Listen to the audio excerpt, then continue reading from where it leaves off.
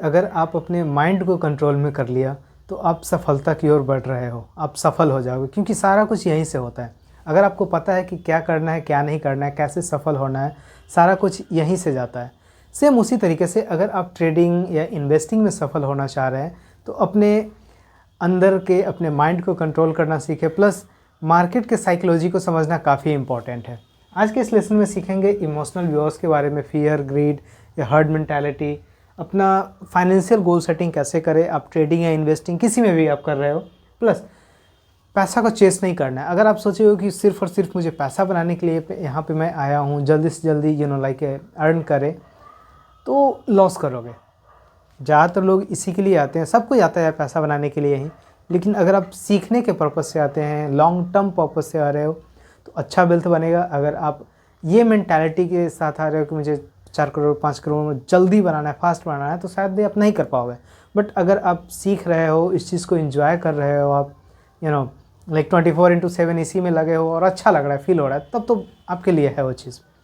Next, capital protection. अगर capital ही नहीं बचेगा तो फिर ना तो आप ट्रेड कर पाओगे, ना इन्वेस्टिंग कर पाओगे। ये काफ़ी इंपॉर्टेंट है, सो वीडियो को ध्यान से आप देखिएगा।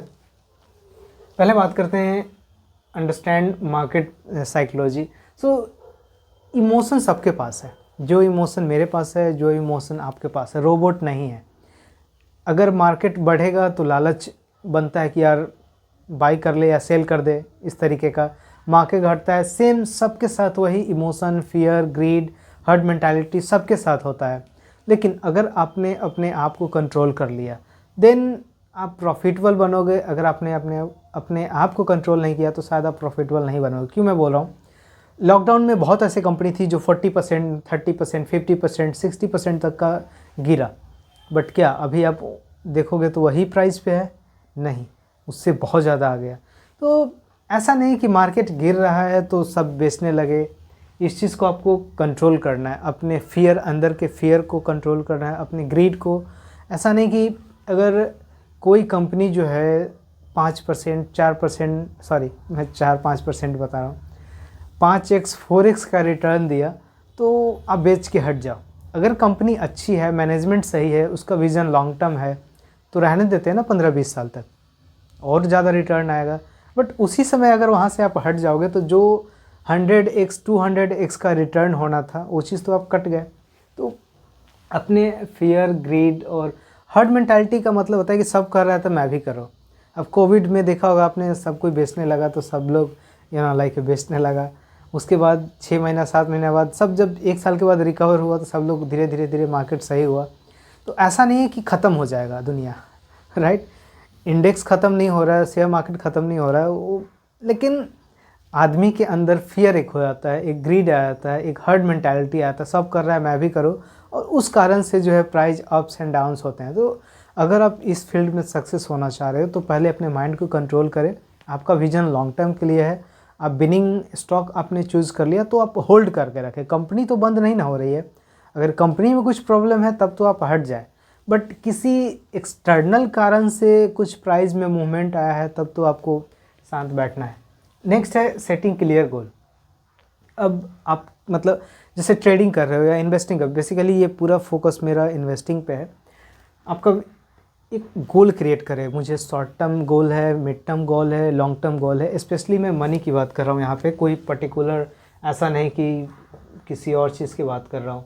फॉर एग्जांपल, आप 2 साल में इतना कमाना चाह रहे हो, 3 साल में इतना या 5 साल में इतना, जो भी आपका वो चीज़ है वो वहाँ पे लिख ले। उसके बाद से आप जो है इन्वेस्टमेंट करेंगे, उस पॉइंट ऑफ व्यू को देखते हुए अगर आप इन्वेस्टमेंट करेंगे, अच्छा वेल्थ बनेगा, नो डाउट। और शेयर मार्केट में वेल्थ बनता है अगर आपने सही से कोई कंपनी पिक किया, 10-15 कंपनी अच्छे तरीके के अगर आपने रिसर्च करके किया और 1-2 कंपनी अच्छा परफॉर्मेंस दी, इतना वेल्थ बनेगा कि आप सोच नहीं सकते हो। बट यही है कि सीख कर, अगर किसी के कहने सुनने, टिप्स पे आप जा रहे हो, मैंने बोला ना हर्ड मेंटालिटी, जो इमोशनल व्यूअर्स होता है। कोई न्यूज़ में सुना कि ये कंपनी 10 साल में भागेगी, अरे यार उसने बोला, वो पढ़ा लिखा है, टीवी एंकर है, तो भागेगा ही भागेगा, कोई ज़रूरी नहीं है। आपने रिसर्च किया क्या? अगर आपने रिसर्च नहीं किया तो सब रॉन्ग हो वहाँ पे। तो इमोशनल होके डिसीजन नहीं लेना है, अपना रिसर्च और ये चीज़ क्लियर। अगर आपका विज़न होगा कि मुझे 10 साल के लिए इतना चाहिए या इतना मुझे करना है, इतने साल तक इन्वेस्टमेंट रहना है, not only money also for invested, you know, कितने टाइम के लिए आप ये कर रहे हो इस चीज़ के लिए, ये काफ़ी इम्पोर्टेंट है। Next, don't chase quick money. Generally लोग सोचते क्या ना कि मैं शेयर मार्केट में आऊँगा और 4-5 साल में जो है बहुत ज़्यादा वेल्थ बनेगा और चल जाऊँगा। नहीं, देखिए, अगर आप इंजॉय पर्पस के लिए आ रहे हो और प्लस बनता ही है, अगर आप किसी भी बड़े बड़े इन्वेस्टर का अगर आप इंटरव्यू सुनोगे या उनका ट्रैक रिकॉर्ड देखोगे तो अच्छा वेल्थ जनरेट किया, बट लॉन्ग टर्म में कंपाउंड के कारण, राइट। सो क्विक चेस करने के नहीं रहे। जनरली ट्रेडिंग में लोग करते हैं कि 10-15 हज़ार आए और चाहते हैं कि 10 लाख 20 लाख कर लो, बट ऐसा नहीं होता है। एक से एक मार्केट में बड़े बड़े प्लेयर्स बैठे हुए हैं, जिसको बोलते हैं बैंक, इंस्टीट्यूशन या प्राइवेट कंपनी, जो प्रॉपर ट्रेडिंग ही कर रही है, उसका काम ही है सिर्फ वही करना। अब उसके सामने आप क्या मतलब कर पाओगे। अब एक तरफ विराट कोहली बैठा हुआ है और दूसरी तरफ जो है जनरल कोई गांव के खेलने वाला, क्या मतलब कंपैरिजन है। वो 7 घंटा 8 घंटा प्रैक्टिस कर रहे हैं, 15-20 साल से सिर्फ वही काम कर रहे हैं, और आप 1-2 घंटा गांव में खेल के आप चाह रहे हैं कि उनका कंपैरिजन कर लूँ, तो नहीं होने वाला है। सेम उसी तरीके से तो आपका एक चेसिंग मेंटालिटी नहीं होना चाहिए, विज़न आपका लॉन्ग टर्म हो। और पावर ऑफ कंपाउंडिंग का मैं आपको एग्जांपल दे रहा हूँ। अगर आपने 2000 रुपया पर मंथ इंडेक्स फंड में 35 साल तक के लिए इन्वेस्ट किया, तो सोचो कितना हो जाएगा। मैं यहाँ कैलकुलेट कर दे रहा हूँ पहले आपको। 2000 पर मंथ यानी कि 24,000 जो है 1 साल का, राइट। अगर आप 35 से करोगे तो कितना हो जाएगा, 0 0 0 5 20, हाथ में 0 2 5 9 10 12। मैं क्यों हंसा, कुछ यहाँ कुछ बोला था। अब यहाँ करोगे 1 2 3 और 4 3 12, हाथ में 1 3 2 6 7, कितना बच गया, 1 2 3 4 2 2 4 1 8, इकाई दहाई सैकड़ा हज़ार 10,000 लाख। अगर देखोगे आप तो सिर्फ और सिर्फ 8,40,000 ही इन्वेस्ट किया टोटल, 2-2 हज़ार रुपये पर मंथ 35 साल के लिए। लेकिन कंपाउंड का इफेक्ट अगर आपका 15% एवरेज अगर आपने निफ्टी 50 में भी डाल दिया होता, तो ये 35 साल के बाद करोड़ों में टर्न हो जाएगा। और मेरे पे भरोसा मत रखो, आप कोई भी कंपनी का SIP कैलकुलेटर आप कैलकुलेट करो और वहाँ पे पुट करके देखो वैल्यू कितना आता है। ये चीज़ ये आपको दिख जाएगा। अगर आपने स्टेप अप किया, यानी कि हर एक साल 10% से इंक्रीज़ करते गए, यानी कि पहला साल जो है 2-2 हज़ार रुपये पर मंथ, नेक्स्ट जो दूसरा साल है 2000 में 10% और ऐड कर दिया, यानी 240 रुपया होगा मेरे समझ से। सो 240 अप्रॉक्स वही होना चाहिए, 200 रुपया होगा आई थिंक। तो 200 रुपया बढ़ा के आपने करने लगा, और इस तरीके से अगर आप 35 साल किए तो ऐसा वेल्थ होगा। और ये सिर्फ होता है पावर ऑफ कंपाउंडिंग के वजह से, राइट। तो कभी भी चेस मेंटालिटी के साथ नहीं आना चाहिए कि यार 2 साल 3 साल में करना है। पावर ऑफ कंपाउंडिंग का जब इफेक्ट दिखेगा तो 8th वंडर ऑफ इसको बोला जाता है, 8th wonder of the world, यानी कि 8वां अजूबा इसको बोला जाता है। और वॉरेन बफेट का नाम सुना होगा, उनका जो वेल्थ बना 50 ईयर के बाद, राइट, जो इन्वेस्टमेंट का 50 ईयर के बाद। तो इस चीज़ को आप ध्यान रखें। नेक्स्ट, जितना हो सके पहले आप अर्ली इन्वेस्टमेंट करें और स्टे लॉन्ग इन्वेस्टेड। अब इसका मतलब ये नहीं कि आज मैंने 15 कंपनी चूज़ कर लिया और उसके बाद पूरे लाइफ तक जो है 15 के 15 में इन्वेस्टेड रहे। उसको आपको देखना भी है 2-3 साल पे कि कौन कंपनी अच्छा कर रहा है, कौन कंपनी ख़राब। अगर जो कंपनी सही नहीं कर रहा है उसमें से निकल के दूसरे में आप स्विच करें, और जो कंपनी अच्छा कर रहा है कोशिश करें ज़्यादा से ज़्यादा उसमें जो है एलोकेशन करने का, राइट। अगर इस तरीके से करते हैं तो लंबे समय तक आप रहेंगे। नेक्स्ट है कैपिटल प्रोटेक्शन का, बहुत ज़रूरी है ये चीज़। जो अभी मैंने आपको बोला कि अगर 1-2 कंपनी या 5 कंपनी भी सही नहीं कर रहा है तो कोशिश करें जल्दी निकल के अच्छे कंपनी फाइंड आउट करें। अगर किसी कारणवश से नहीं कर रहा है तब तो एक अलग मैटर है, लॉन्ग टर्म तक इन्वेस्टेड रहें। और कैपिटल प्रोटेक्शन काफ़ी ज़रूरी है, और स्पेशली हर ट्रेडर को मैं बोलता हूँ कि अगर आपको ट्रेडिंग के बेसिक नहीं मालूम है, टेक्निकल एनालिसिस नहीं मालूम है, हालांकि मैं टेक्निकल एनालिसिस शुरू कर दिया हूँ सिखाना।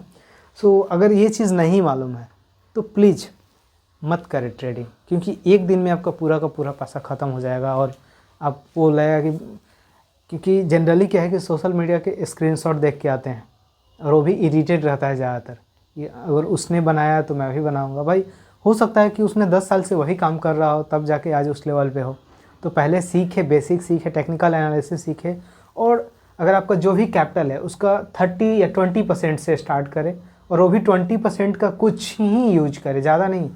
ऐसा नहीं कि अगर आपके पास मान लो 10 लाख है और उसका 20% हो गया कितना, 2 लाख, 2 या 3 लाख अप्रॉक्स, तो पूरा का पूरा से स्टार्ट नहीं करना है, आप 1 लॉट 2 लॉट से स्टार्ट करो। अगर इस तरीके से आते हैं, बाकी रेस्ट जो है 70-80% लॉन्ग टर्म के लिए इन्वेस्टमेंट करें, 20% से ट्रेडिंग।